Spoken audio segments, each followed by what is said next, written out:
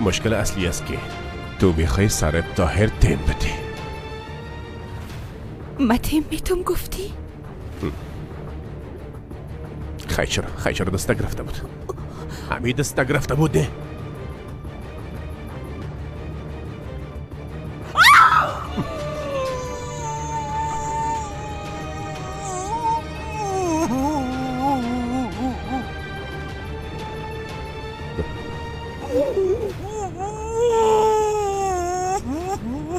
خلاص شد.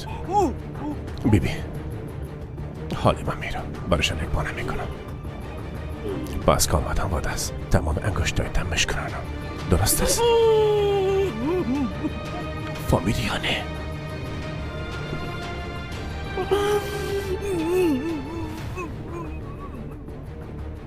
حالی اینجا بیشی و خوب فکر کن.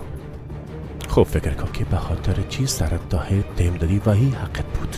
درست است یک دانه؟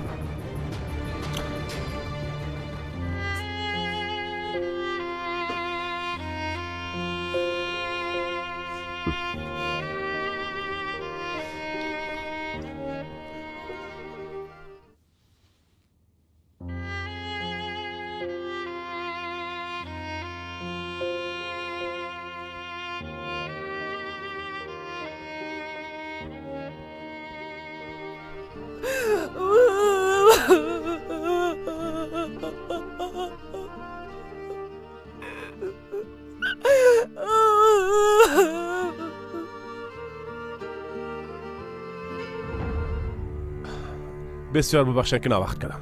بچه‌ام بسیار شرمنده است که گلاسا را شکستنده. هر چی کدم نتونستم راضیش بسازم، اما تا گریان کدم میرفت بیچاره بسیار حساس از این کارا و خانمم ازتان معذرت خواست. گفت یهی تا آرام ساختم میه.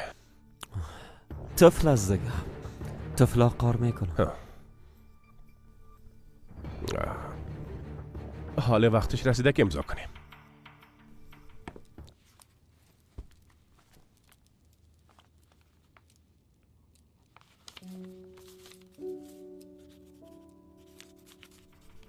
بله تبریک ما باشه.